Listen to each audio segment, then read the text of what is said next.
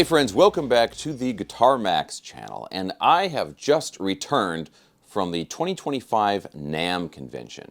And there was something a little bit different about this year. Although a lot of the big name companies have returned to the NAMM convention after kind of a post-COVID lull for a few years, there just seems to be not as much focus in general on the NAMM convention as there used to be. And what I mean by that is companies that are either getting started or launching a new product, NAMM is still something they consider doing, but it's not the sort of make or break deal that it used to be. I talked to several different companies that told me that this was maybe the last year that they were going to be doing NAMM because, number one, it was so expensive, and number two, they just don't get as much out of it as they used to, and it just doesn't have the value that it used to the company. With the constant stream of social media that we have in our lives now, I think people are a lot more used to getting a whole bunch of sort of continuous bite-sized pieces of information rather than one or two huge announcements throughout the year. And that seems to be true for people, or in this case, the guitar players and the people who are interested in the new products, seems to be true for them as well as being true for the companies. Rather than having one huge launch event which would center around NAMM and kind of have so much riding on such a short period of time, it's much better and less riskier to just kind of release things here and there throughout the year. So my point of this video, I think, will start to come together here because there were two big things that were going on at the same time. One was the NAMM convention, and the other one is we just got through here in Los Angeles this huge fire problem, right? Palisades fire, the Eaton fire, all these different fires that were going on in January. And during those fires, I was really worried that one of my favorite guitar shops, which is the AIO guitar shop, which is in La Cañada, Flint Ridge, which is kind of in the northeast part of Los Angeles. They were very close to the Eaton fire, and I was worried that that shop would potentially burn down or get some kind of damage or something. So right around the time that NAMM happened, I also went over there and visited the shop just to see if they'd had any problems and if they had anything new. Fortunately for them, and anybody who's a fan of the AIO guitars, the shop was undamaged, no smoke damage, anything like that.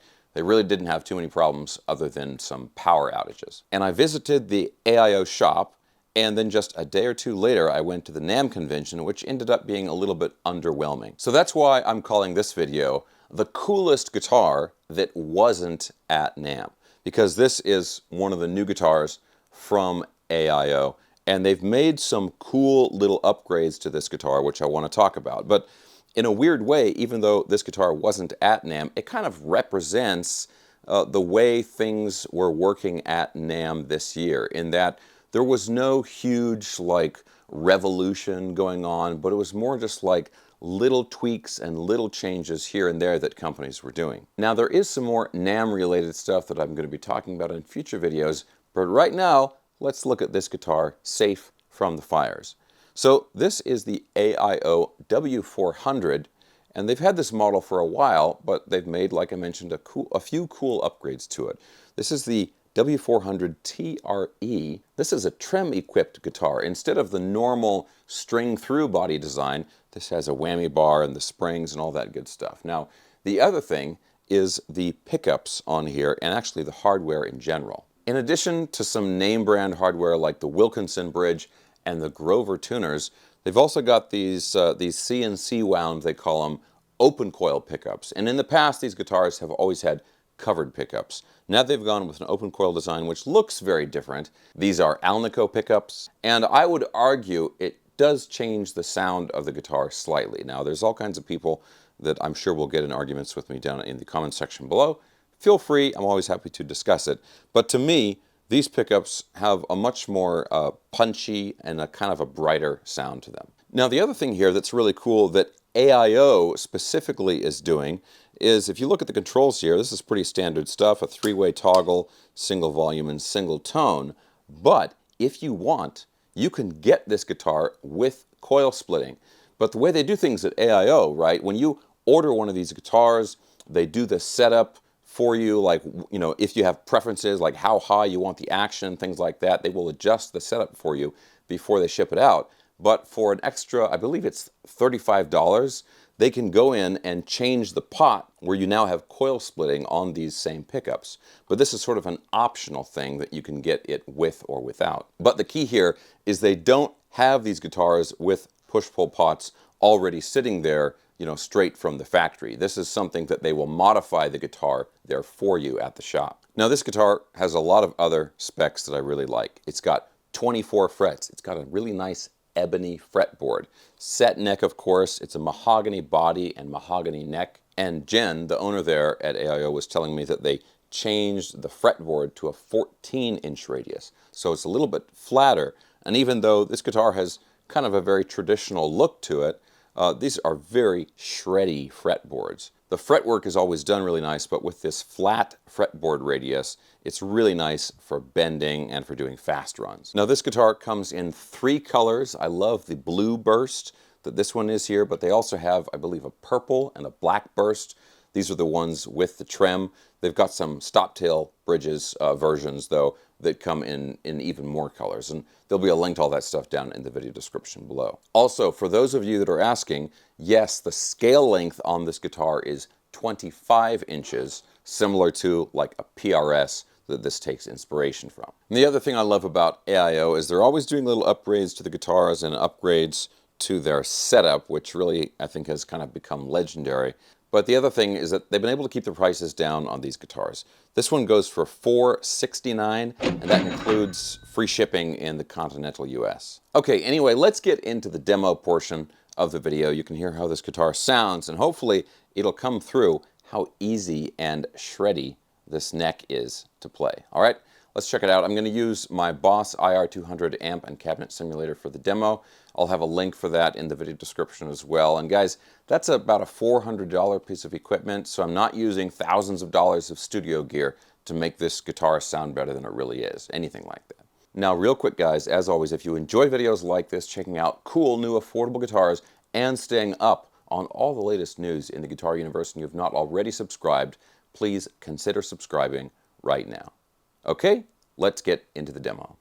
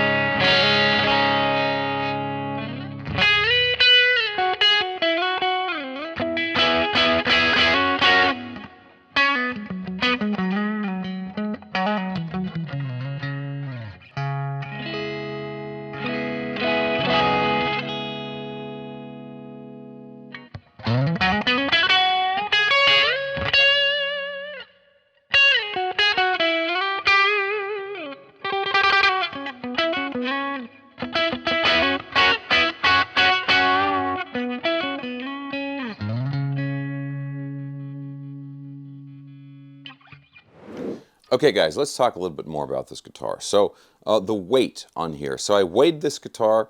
This is right about 7 pounds. So very nice, very comfortable weight. And also these guitars always balance really, really well because it's got the upper horn that comes out pretty far. Keeps a lot of the weight over in the body. You know, it distributes the weight over on this side, which helps keep the neck up. It's always a really big deal for me, the balance of the guitar. Now, when I play this guitar, guys, first of all, it's a really flat fretboard. They polished these frets like really, really well, so you don't have any of that, you know, that scraping sound that you hear on frets when you're bending or doing vibrato sometimes. It's like nails on a chalkboard to me. These are super, super smooth. And I love this very flat radius on the fretboard. But the other thing, guys, is these pickups really sound nice. In particular, I really like the neck pickup sound. And even though this is a 24 fret guitar, and think about this, it's 24 fret guitar, it's a 25-inch scale length, so a little shorter than a Strat scale length, so you don't have very much distance between these two pickups. And it's not even like you got a single coil over here, you can kind of move it a little bit further. It's a humbucker pickup. There's, I don't know, maybe 3-4 inches at the most between these pickups. Despite that, there's a big, big difference between the tone of the different pickup positions. And that neck pickup, mwah, it's sweet. It's really, really nice. And to take that idea a little further, look where the bridge pickup is in relation to the bridge itself. There's a little bit of a gap there, right? They could have put that pickup a little closer to the bridge. It would give it a little bit more of a brighter sound, a little more jangly and stuff. But it's moved down this way a little bit more towards the neck, which gives it this really thick, chunky sound. And I love that. I love the tone of this guitar. And another thing to think about with the sound of this guitar, just the fact that this is a trem-equipped guitar as opposed to a hardtail, and it has the springs in the back here, the springs in the body hooked up to the trem block and all that stuff. That alone gives the guitar a different sound compared to like a hardtail or wraparound bridge or something like that. When you have those springs in the body, it transfers the sound of each string into the other strings. And you get these other harmonics. Sometimes you even get the sound of the springs themselves in the back of the guitar. It gives it a very different vibe to it. Now, some people don't like that, and some people go out of their way to keep the springs from vibrating. Springs, not strings, right? But I would argue that it actually makes the sound of the guitar more harmonically rich. There's just kind of more sound going on. There's just more sound coming from the guitar because those springs are vibrating in the back there. Anyway, guys, at this point, this is just another really cool guitar in the long line of really cool guitars from AIO. And this is a company that, you know, I've been studying and paying really close attention to AIO for a very, very long time, many years now. And it's been really cool to see not just how the company has evolved, but how many people have bought these guitars and had great experiences with them. I've heard all these stories, and it's been really cool to see that. And AIO is a great example of a company that they don't need to go to NAMM, you know, when they're launching a new product or something like that. They're not gonna like put a whole bunch of work into like a 1-week event once a year. They'd rather just make little changes to the guitars, just ongoing throughout the year, put things out, tell people about them on social media. That's the new way of doing things, and it seems to work great. Okay guys, but let me know what you think of this guitar down in the comments section below. And I'll have links in the video description. And like I said, there's trim versions, non-trim versions, different colors. There's even some that have like semi-hollow bodies with F-holes and everything. Those are really classy. I like those. All kinds of different things to choose from. Okay guys, thanks a ton for watching. And now that we're through this kind of first difficult month of 2025, we're through January, I'm excited to get on with the rest of the year and see what cool stuff comes up next. Okay, thumbs up if you enjoyed the video. Thanks for watching. Subscribe if you haven't already, and I'll see you soon.